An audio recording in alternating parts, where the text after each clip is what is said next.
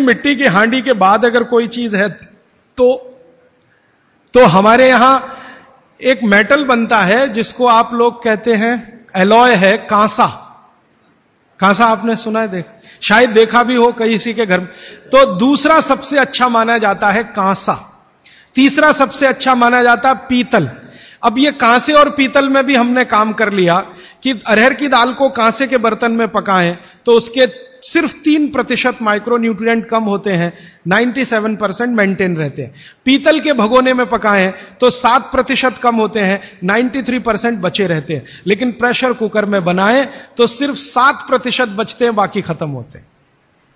अब आप तय कर लीजिए, आपको लाइफ में क्वालिटी चाहिए तो आपको मिट्टी की हांडी की तरफ ही जाना पड़ेगा।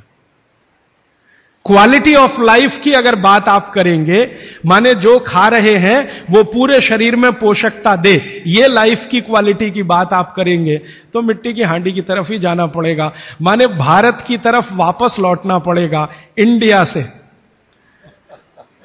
अभी हम हैं इंडिया में, जो बनाया अंग्रेजों ने या बना दिया अमरीकियों ने। इस इंडिया से निकल के भारत की यात्रा करनी पड़ेगी।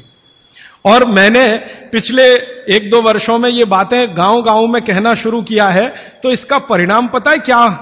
कि कुम्हारों की इज्जत बढ़ गई है गांव में। गांव वाले समझते हैं कि ये तो कोई बड़ा काम कर रहे हैं हमारे लिए।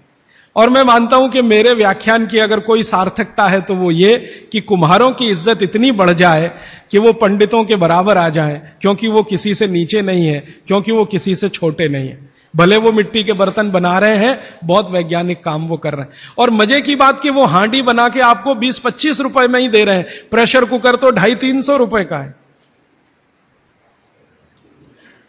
और सबसे मजे की बात कि ये हांडी जब खत्म होगी, माने इसकी लाइफ पूरी हो जाएगी, तो ये हांडी फिर मिट्टी में मिल जाएगी और फिर वही मिट्टी से हांडी बन जाएगी। दुनिया में ऐसी कोई वस्तु नहीं है। प्रेशर कुकर के बारे में तो नहीं कह सकते आप, बायोडिग्रेडेबल है।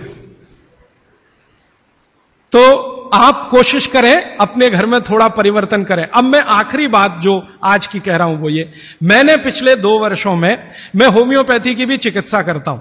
तो बहुत सारे पेशेंट मुझे फोन करते हैं, राजीव भाई ये। तो मैंने कुछ पेशेंट को खास कर कहा कि देखो भैया, आपको मैं कोई दवा नहीं दूंगा। तो कहने लगे फिर बीमारी कैसे ठीक होगी? मैंने कहा एक ही काम करो, मिट्टी की दाल खाना शुरू करो, मिट्टी की हांडी में रखी हुई दाल खाना शुरू करो। चावल खाना है तो मिट्टी की हांडी का। कहने लगे राजीव भाई कौन करेगा ये सब? मैंने कहा आपकी बीवी करेगी या आप करोगे? अगर जिंदगी चाहिए तो झक मार के आप करोगे, नहीं तो अमेरिका जाओ, कनाडा जाओ, जर्मनी जाओ, लाखों रुपए खर्च करो, फिर भी झक मार के वापस आओ, डॉक्टर कहेगा इलाज नहीं है। तो आप देख लो, तो जो गंभीर मरीज हैं वो आप जानते हैं वो कुछ भी करेंगे जो आप कहेंगे।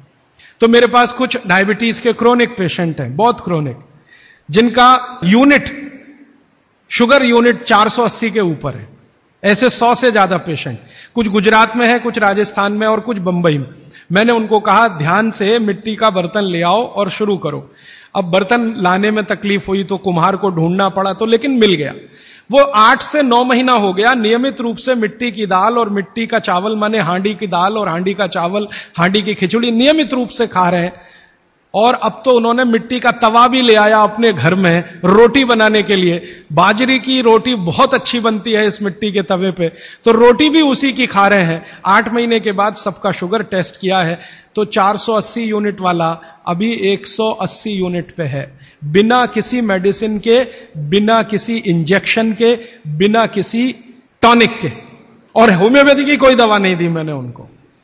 कुछ लोगों को ज्यादा परेशान थे, दवा भी दो, उनको प्लेसिबो दे दिया। प्लेसिबो समझते हैं, खाली गोली, दवा नहीं डाली। तो पेशेंट को लग रहा है कि मैं दवा खा रहा हूं, दवा खा के अच्छा हो रहा हूं। मुझे मालूम है कि वो कोई दवा नहीं है, वो प्लेसिबो है, वो अच्छा हो रहा है उस मिट्टी की दाल खा के, मिट्टी का चावल खा के, मिट्टी की खिचड़ी खा के। रिजल्ट ये है। तब मैंने मान लिया कि बागभट्ट सच में महान आदमी थे। वो एक सूत्र लिख गए कि आप ऐसा भोजन मत करो जिसमें सूर्य का प्रकाश ना जाए, पवन का स्पर्श ना हो। तो वो आपके लिए अमृत तत्व है, भोजन नहीं है, वो अमृत जैसा है।